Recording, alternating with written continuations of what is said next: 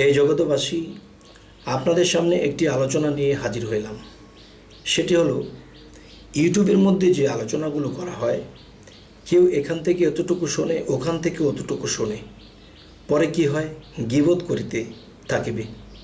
কারণ দেখা যায় কেউ প্রথম দিকে একটু শোনে, কেউ মধ্য থেকে একটু শোনে, তারপর কি হয়, শেষের দিকে একটু পড়িয়া আগা মাথা কিছু না বুঝিয়া গীবত করিতে থাকে। দয়া করে আমার সম্পূর্ণটি আপনারা শোনার চেষ্টা করবেন এবং সাবস্ক্রাইবের মাধ্যমে আপনারা আমাদের বাকি ভিডিওগুলো যেন আপনাদের সামনে পৌঁছে যায়। ঠিক আপনারা ওই আলোচনাগুলো দেখে নেবেন যে এক একটা আলোচনার সাথে আরেকটা আলোচনার সাথে মিল রয়েছে। দেখা যায় এখান থেকে একটু ওখান থেকে একটু শোনার পরে কারো ভিতরে দ্বিধাদ্বন্দ্ব লাগে।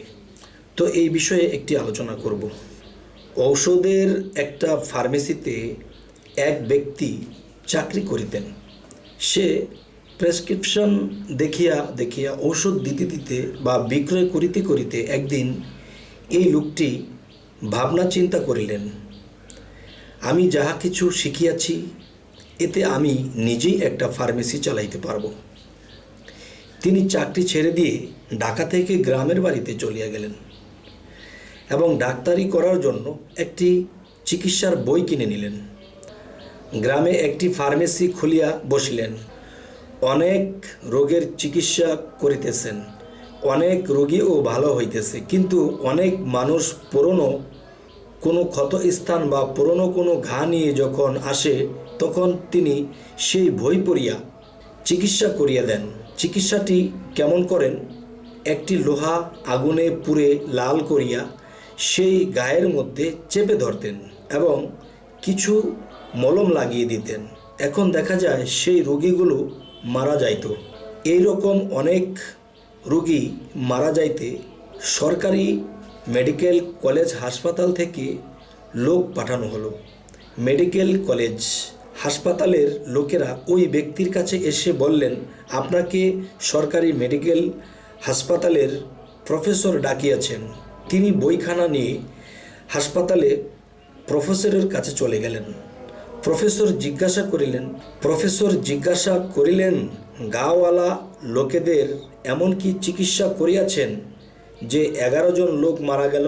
ফার্মেসিওয়ালা বললেন, দেখেন স্যার, আমার কোনো দোষ নাই, কারণ আমি বই দেখিয়া চিকিৎসা করিয়াছি যে কিভাবে লোহা গরম করিয়া মলম লাগাইয়া দিতে হয়। প্রফেসর বললেন, দেখি আপনার বইটির কোন জায়গাতে এই কথা লেখা আছে। প্রফেসর বইটি পড়ে বললেন, আপনি একটু এই দিকে দিয়ে আসুন আর দেখুন। এখন ফার্মেসিওয়ালাকে পৃষ্ঠা উল্টাইয়া দেখাইয়া দেওয়া হইল, লোহা গরম করিয়া এই চিকিৎসাটি শুধুমাত্র গবাদি পশুদের জন্য প্রযোজ্য, মানুষের জন্য নিষিদ্ধ। আজ অপর পৃষ্ঠা না পড়িয়া ভুল চিকিৎসায় মারা গেল 11 জন। আমি শামীম আলী বলতে চাই, এই জগতে অনেক লেখকরা, অনেক ইউটিউবাররা যাহা কিছু বুঝাইতে চাইছে তাহা না বুঝিয়া শুধু শুধু অত্যাচার সহিয়া গেছে। আশা করি এই যুগের মানুষ এখন আর অজ্ঞান নয়।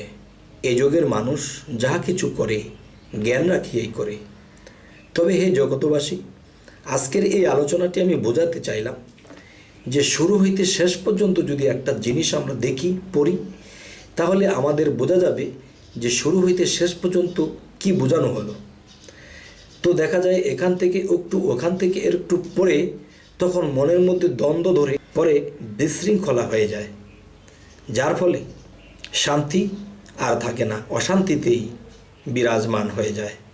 তবে হে জগতবাসী, আজ এ বলেই রাখবো, সকলেই ভালো থাকবেন। আল্লাহ হাফিজ।